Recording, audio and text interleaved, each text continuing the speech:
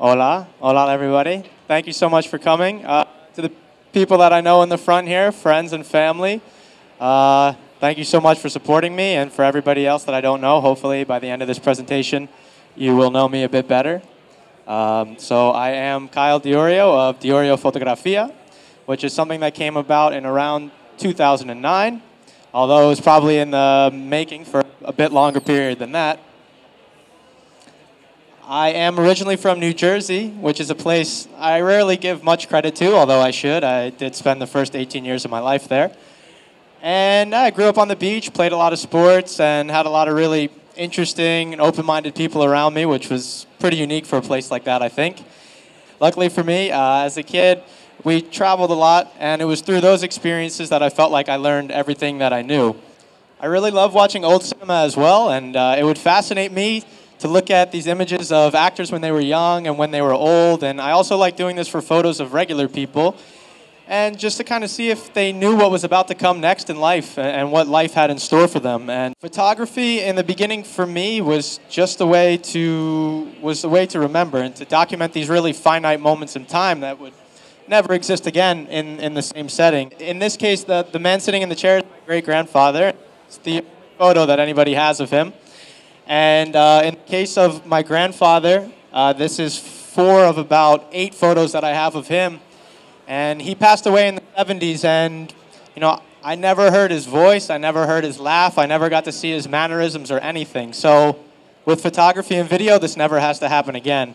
And I've pledged that for me and any future generations of mine, this would never have to happen again. This cheeky little 1-hour discourse here is going to be my journey with art and design in relation to these pieces of equipment that you see in front of you here, and places that I've traveled around the world, and just my development as an artist. So this is one of the first photos that I took where I actually went out and set out to accomplish a certain photographic style. So before leaving on that trip, I was reading up on how to get the blurry background effect, and just basically how to move the camera off of automatic to manual. It was the first time I was experimenting with post-processing, so showing right here a picture from before and a picture after. So the things that you can accomplish in Photoshop with post-processing. And I came to an important moment in visual imagery, and that was that after this trip, I went back and I watched all the surf videos again, but from a different perspective. And I was paying attention to the photographers under the photos each month in my surfing magazines. And it brings me to the importance of, in the beginning stages of art, to really find your artistic role models. Because in the beginning, you're really just stealing and, well, borrowing, if you want to say it that way, and you're taking all of these elements from people that you like and styles that you like, and you combine it and you try to make it your own in this process. But before that film happened, there was a guy named Thomas Campbell that did this back in 2005. And Thomas is a painter, he's a photographer, and also a surf cinematographer. But more importantly, he is still my #1 artistic idol. And this is my favorite surf movie still to this day. So in this film here, Sprout, it had light leaks. He was using 16 millimeters, filmed all over the world, and he was using jazz tracks. And this film represented pure experimentation and adventure. And I'm going to show you a clip now from Sprout. You'd have to imagine a really nice jazz track to this. This is like a oh, there you go. Listen to jazz. And then we have Belinda Baggs, who is one of the finest navigators of the Nasal Passage. And anyway, this was a totally different kind of surf film, and when I discovered him, and this really changed my life for. And so fast forward a few years to 2009, and Thomas had just came out with his next film, which is titled The Present. And they were doing a film tour, screening it all over the United States, and they happened to be in New Jersey the weekend that I was there. So overly confident in my new skill of photography and a few proper name drops of people in the surf industry, I went to the event posing as a contributing photographer for Surfer magazine, making my way right in there. This is just a couple images from New Jersey. I didn't know how this was going to go in the beginning, and I was there with my sister, and I remember saying, wait here, really, I have no idea how this is going to go. And 20 minutes later, I was on the stage taking photos of people in front, and I gained all of this new confidence in a moment, and there I was in the middle of my first official/unofficial event photography, which is pretty funny to look back on now. And it was in Wilmington where Thomas was going to be leaving the tour for a little bit, and it was the first time that I got to really hang out, Thomas and I. and I was questioning him for an hour just on everything, picking his brain on literally everything. And it was during this conversation that I developed, this new knowledge, and it was for all of these different equipments that I didn't know how to use, but I wanted to use. So after that conversation, I developed a new arsenal of equipment, which I'm going to show you here, which is the Holga film camera that you see here, the through the viewfinder contraption that you see here, this weird one, and I would be shooting my digital photos in RAW. So myself and two of my best friends took a trip all the way up the coast from south to north. And this was the trip that I really got to experiment and explore these new mediums. And I was really trying to develop a style of my own with photography during this trip. So first, I'm going to explain that these are two of my first Holga shots. So this is the Holga right here, invented in 1981 in China, $25, entirely made of plastic. The tape that you see on here is basically to prevent the doors from just popping off at random, but that's kind of half the fun of it. And the thing with this camera was in the beginning, I was really starting to embrace the imperfections that it was giving. So the heavy light leaks that you see on the top, the heavy vignetting, the dust particles, I was really moving away from the perfection of digital and really starting to embrace this harmony that was existing with all of these perfections and imperfections. So yeah, this right here is through the viewfinder. I usually get a lot of really weird looks when I'm going out with this thing. This is a 1950s Kodak Duoflex camera. And this cardboard contraption on top, and literally what you do with your digital camera is you take a photo like this through the viewfinder of this camera here, just kind of like the Instagram before Instagram existed. Yeah, these two photos right here are clear homage to Thomas Campbell, and when I look at these photos, I think of absolute timelessness. And this was the first time for me that I realized I was able to have control over our perception of time, and I was able to have a hand in creating nostalgia through this medium.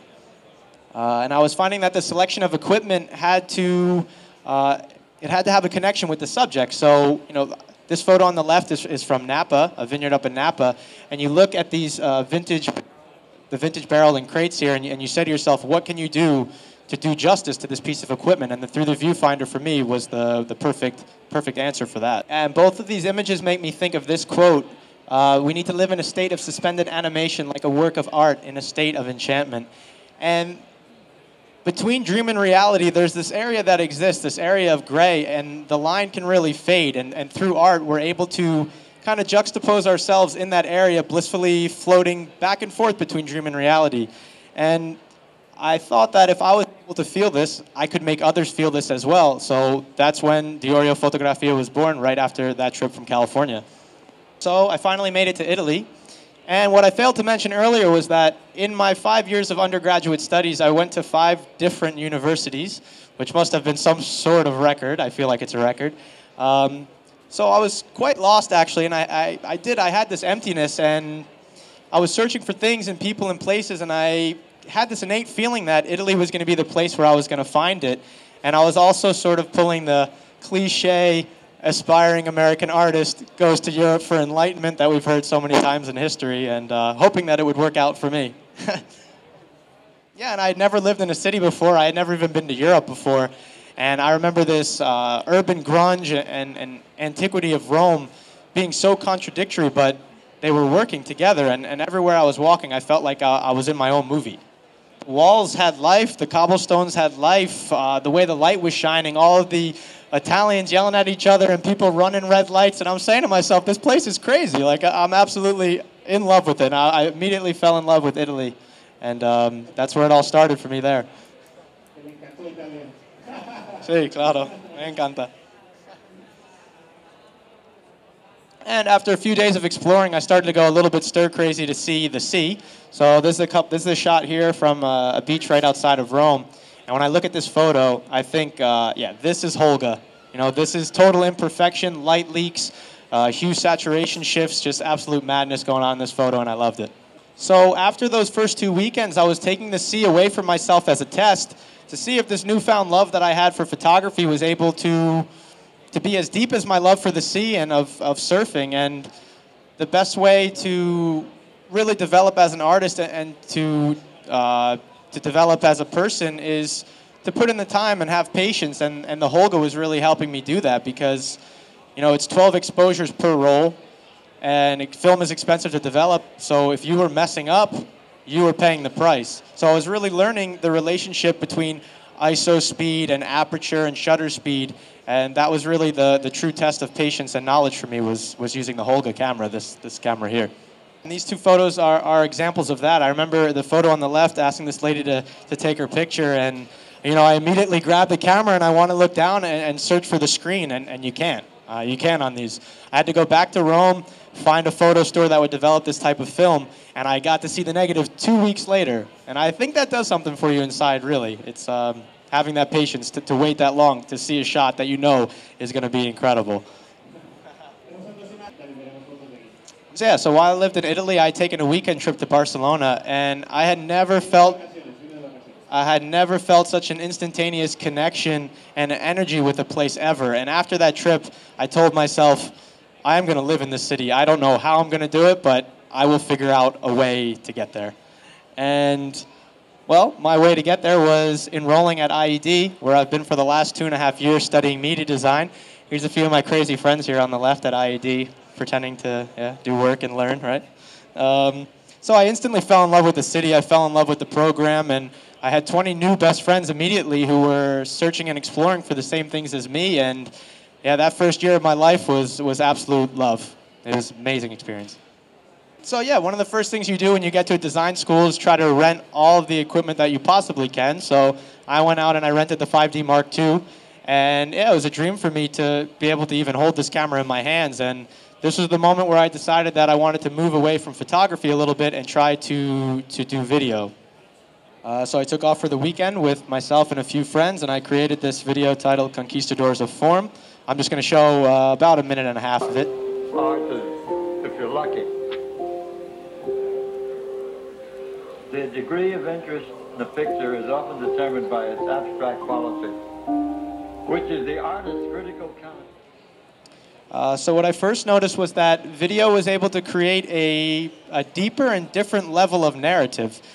And the list of tools to do that is much longer, but the important thing was that I was approaching this video as still a photographer.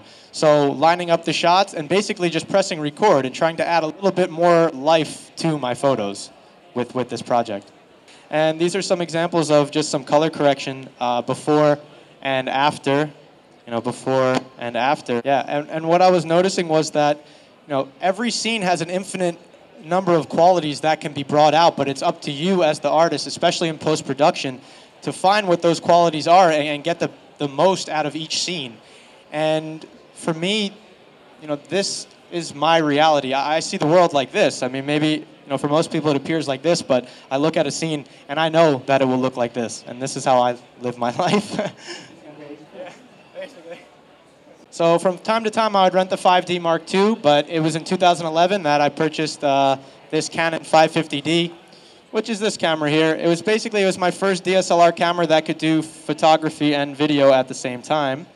And that purchase was made in conjunction with this guy here. This is the this is the $100 investment that changed my life forever. This is the underwater bag for the 550D.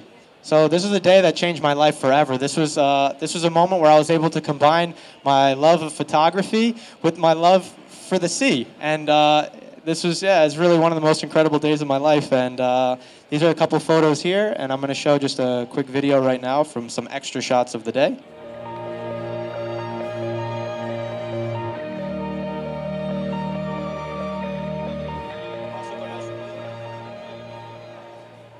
So skipping ahead a few weeks, I was given a job opportunity in Ibiza to live and work in the summer of 2011 for a company called Amphibios, which is a nautical sports center in Playa de Embosa. And I did corporate identity for them, logo work that you can see here, photography, and just handled everything digital and print. And I actually brought my computer over on the boat with me from Barcelona to Ibiza, and I would carry it under my arm every day like it were my surfboard for 2.5 months. And I would set it up in the office every day with a view to the sea, and I was situated between 3 discos and had electronic music going from all directions all day long. And I was getting paid to do photography and design professionally for the first time, which was, I was just the happiest dude ever, really. It was a dream come true being able to do this that summer. So Pablo, the guy on the left, is one of the guys that I live with, and he introduced me to techno and a lot of different sounds, and I created this logo and identity for him and was trying to take photos and videos whenever I could.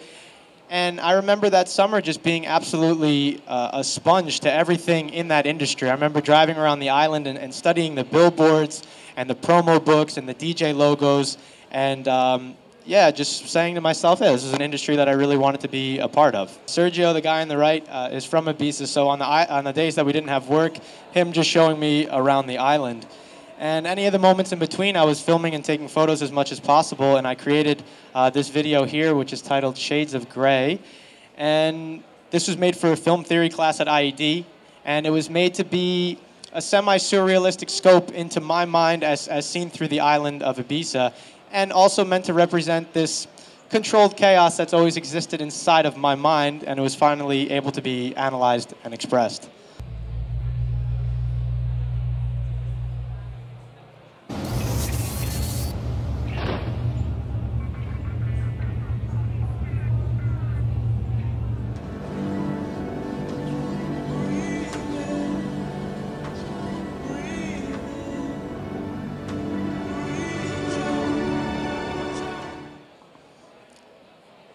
So before that video, I was sort of always exploring the romantic and the ideal, and Ibiza was a place that helped me see a completely different side of life. And you know, it's a heavy place, and there's a lot of party, and there's a lot of crazy people, but there's also a lot of nature and a lot of beauty and movement.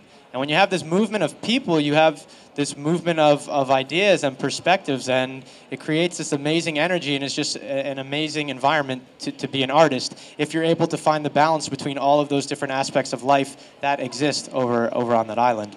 So once again, just reinforcing how necessary it is to put in your time and develop this relationship with the people and with the place. And I remember a 2-week period at the end of the summer, getting a couple job opportunities and just feeling so in tune with the people and the place around me. And I was in love, and that summer changed everything for me as a person and as a professional. And for the rest of the year, I had one goal and one goal only, and that was to get back to the island any way that I could, but this time to go back prepared as possible, but as a professional. So it wasn't until last June that I entered into the professional realm, or what I consider the professional realm, and that was with the purchase of the 5D Mark III, which is this camera here, is my first full-frame DSLR, and my favorite piece of equipment ever, which is the SPL water housing for the 5D Mark III, so replacing the plastic bag, unfortunately. So made it back to Ibiza for the second time around. And my mates and I, we started working as staff photographers for Ocean Beach Club over on the west coast of the island. And I look at this photo and I can't help but think back to my event photography days with Thomas. And I just, I get a really good laugh out of it. And I think this guy over there is having the best day of his life in this photo. That was really nice to capture that moment. Yeah, and every day I was at work, I felt like I was doing a fashion photo shoot, which was a part of my photography that I wasn't very good at the time. So once again, just throwing myself into a situation that was a bit over my head. Ocean Beach Club was just built for that summer, so through our photos, they were really starting to build an identity, which was really cool to see. And we even got to make a billboard that was seen all over the island. That was really cool. These are the four of us enjoying that moment. And luckily for me, that summer allowed for a lot more free time and a lot more exploration. So some of the best days of my life would be when I would hop on the moto, grab my camera gear, and yeah, just go explore the coast of Ibiza. And sometimes I got to go on these explorations with other sea lovers, so people that would come over from Barcelona and visit and go and explore the coast with me. And pretty much in the exact opposite realm of the last two slides that you saw, the electronic dance music industry, I was really trying to make a big push in this industry that summer. And I was able to be a part of a filming for a music video for Armin van Buuren, who was #2 DJ in the world a few years back. And we filmed this at a disco named Privilege, which is a disco of about 8,000 person capacity. And this night, you know, I went from shooting Pablo to, you know, as high as it could go almost in a moment. So this was an amazing experience for me as a professional. Yeah, so I'm just going to show like 20 seconds just to get the vibe of it. Madness.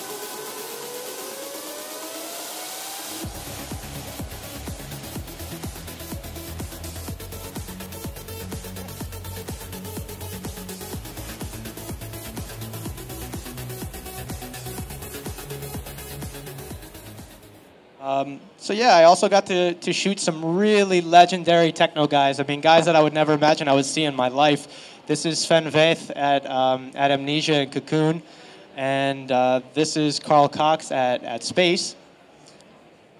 And this shot is from one of the last days of the summer. And these are two of my favorite DJs in the world. This is Dubfire and Richie Houghton. And Enter is a party concept that was made by Richie. And this was it for me. This was something that I wanted to be part of completely. It was polished underground techno, black and white, minimal design. They were into gastronomy, into fashion. And yeah, and this was it for me. And I hadn't heard Dubfire play live ever. And usually when I work, I don't even hear the music or see the people. But after this set, I went up to him and I shook his hand and I said, "Man, that was amazing. Like, thank you so much." And I just felt this really amazing energy from him. And once again, I told myself in that moment, I am going to work for this guy. I have no idea how I'm going to do it, but I have to work for this guy. And and 6 months later, I work for the guy, more or less. And it's absolutely incredible. It's a dream come true. I've been working for a DJ booking and management agency called No Sleep Booking since December as their media manager. And Ali Dubfire is one of their biggest clients. And he came here last month and he told me, like, "Hey, nice to meet you. I've heard so many good things about your work." And I was even, at his apartment a couple of weeks ago pitching ideas. And now we're in the pre-production stages on a couple of projects together. And it's an absolute dream come true. He's my favorite DJ in the world, and I'm doing something at the level that I've always dreamed of my whole life, and it's incredible. Skip ahead. Okay. But that part of my life, like anything, needs to be balanced out, so I've been trying to explore fashion photography a little bit more since the summer. So these are a couple examples here for an Icelandic fashion designer named Kolbrun, and also have a 1-minute little teaser video that I made with a friend of mine. I'm going to play now.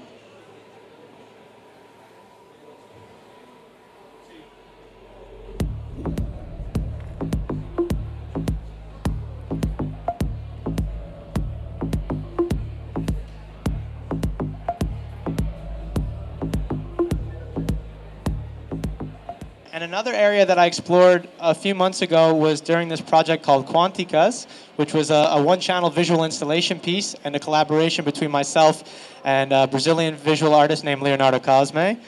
And what this was us exploring and revisiting some of our favorite places in Barcelona, but then put into this tangible living room setting that you see here, projecting the image into this frame.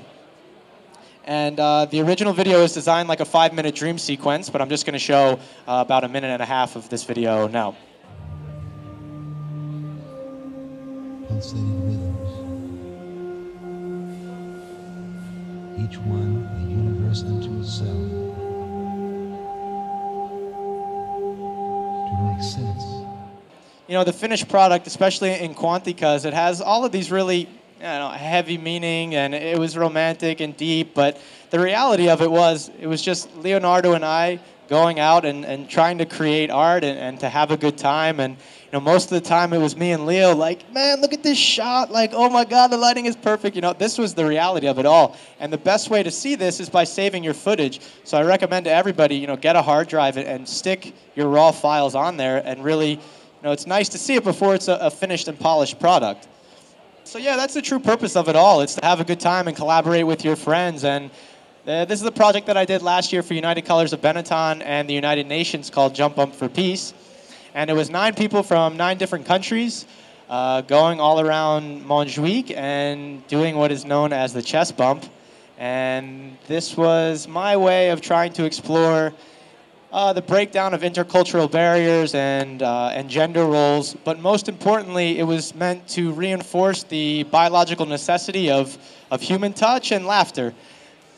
And we had an absolutely amazing time making this, a couple days filming this, and we laughed a lot. And that was a really cool project to do, and it was really cool to be able to see that at Benetton just over there on Porta del Ángel. And sometimes you hop on the green screen and you get random. And this is a friend of mine, Danny, and myself, the Last Boys electronic music specialist. We have a whole photo series of these. Probably went too big on that one, but it was good to make. It was fun. Yeah, and sometimes you use art and design to make fun of yourself. Like, this is me here looking like an idiot. Crest or Colgate Total have total control over something. And sometimes you create an alphabet out of the homeless people of Barcelona, and you use that to send messages of love and hope. And this is one of the first projects that I ever did in Barcelona, and this is one that I still really hold, really close to my heart. And this was a really fun one to do. And sometimes you go to the beach or out in the city and bring the camera and catch those really candid moments. And sometimes you meet people from places you never, ever imagined, like Iceland, for example. One of the guys is your best friend from Reykjavik, and you take a trip up there, and you make an 18-minute documentary. And yeah, this is the most intense Final Cut timeline of my life right here. And I'm going to show you just a little bit of this. Hopefully there's sound on this one. ¿Ya mío? Hay sonido. Quiero sonido para este. Vale. 3, 2, 1. Like these hot springs.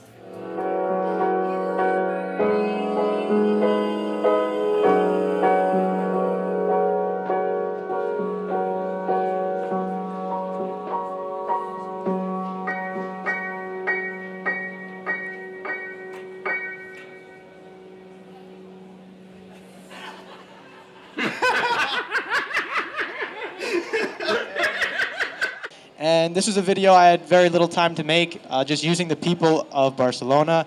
And this was a video trying to sell myself in 30 seconds for a job in Australia. Diorio, sjálflýstur ljósmyndari og samfélagskenningar. About 7 different languages. Я vivo en Barcelona, pero Мы его совсем не видим, он все время занят всего.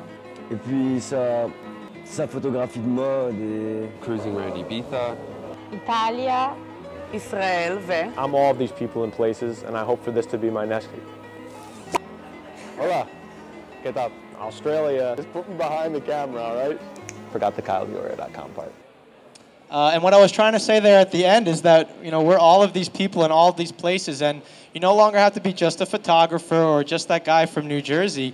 You could be all of these people in all of these places, and we never have to fall into any category anymore.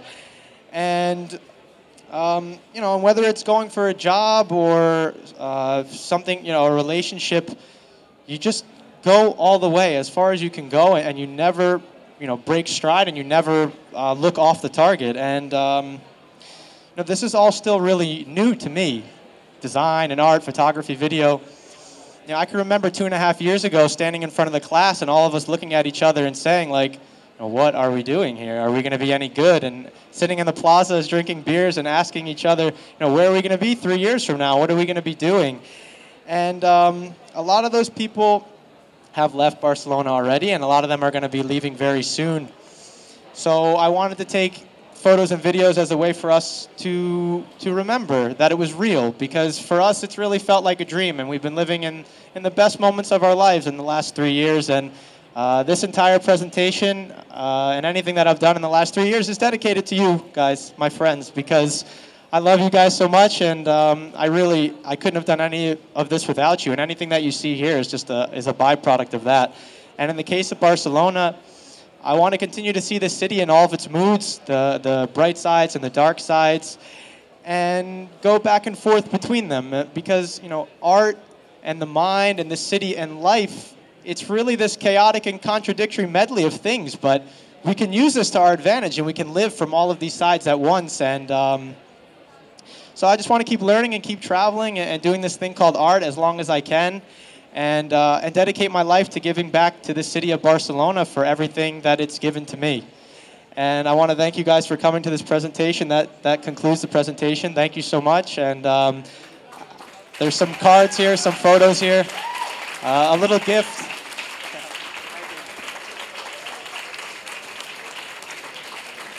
Thanks, guys. A little gift from myself and from IED are these images that you see here, these little postcards. So I recommend, write something nice to somebody that you haven't spoken to in a while, or write something nice about Barcelona, or if you want to be selfish about it, just keep it for yourself and enjoy it. And thanks so much again, guys. And any questions, please feel free to ask. Cheers.